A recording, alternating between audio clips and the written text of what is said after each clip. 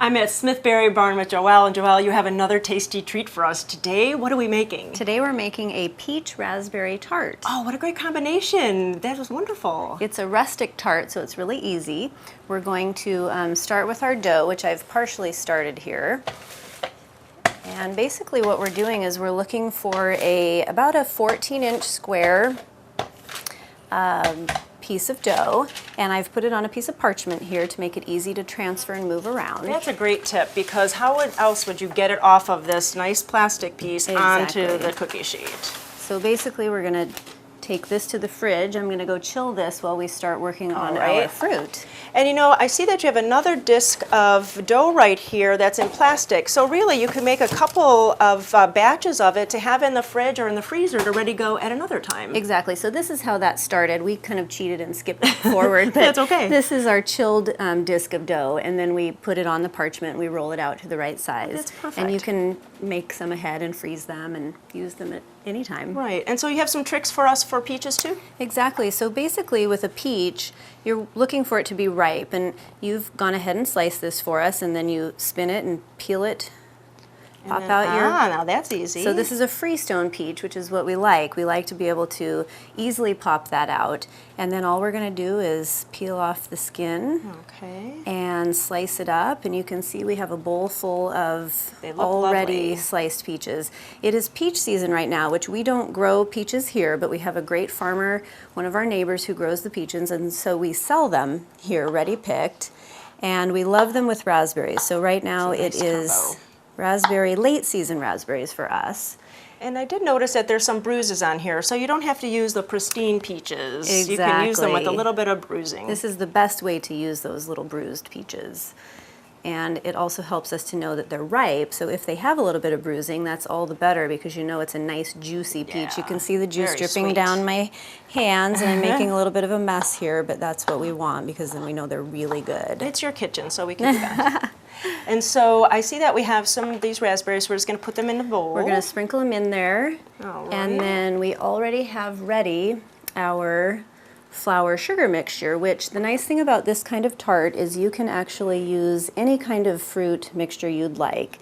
And I just adjust my amount of sugar based on the tartness or the sweetness of the fruit. Oh, we're going to do some lime. We forgot about that. I forgot. It was my job. I was supposed to do zesting. Go ahead and zest I'm a going to be little. zesting. But we're using more than lime than just the zest. We're going to use the juice too. So go ahead and let's cut that. Okay. And so would we do the whole lime then? We're going to just do the juice of half of the lime. All right. And I just squeeze it right over the top. All right. Make sure I don't get any seeds in there. All right. And then all we're going to do is stir this up. All right. So we're going to finish combining this and getting the fruit ready, and we'll be back in just a minute. Great. Okay, Joelle, the fruit is all ready. Thank you. So we've taken our dough out of the refrigerator, and we're basically just going to pile it right here in the middle of the dough.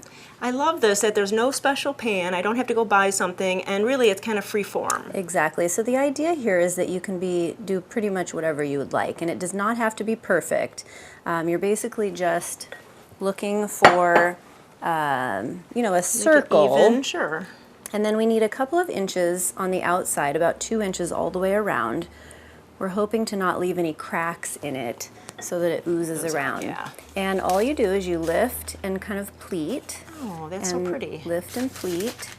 So now I see that you use these late season raspberries and peaches, but can we use other kind of combinations too? You can use just about anything you would like. We use this with pears, we use it with blackberries and blueberries, we use it with frozen fruit. This is it assembled. It's just all nice and tucked in there. Okay, and what temperature now and how long? Before we do that, we're at 400 degrees, which you do need to do ahead because it takes a while to get up to that temperature. All right. And then we're taking a little bit of our melted butter and just kind of putting it on the edge of the crust. And if you want to start the sugar, we're just going to sprinkle that on the edge. And that kind of just gives it a nice little brown edge to it. Exactly. And then 400 degrees for about 40 minutes. Oh, wow. And you're going to be watching for it to start to brown a little bit around the edges and to get a little bit bubbly. And thank you, a little bit of butter dotted on top. And we're ready to go. And we're ready to go. All right. Joelle, that looks so beautiful. I can't believe it. And oh my, it was so easy to do too, which I love, and I would love to watch that video while I make it, because then I feel so much more confident in how it's going to come out. Well, good. So you can go to Smith Berry Barn website and see the recipe, and then also watch the video so that you can make this at home. Come out to Smith Berry Barn and get your seasonal berries now through frost. Exactly. Thank you so much. Thank you.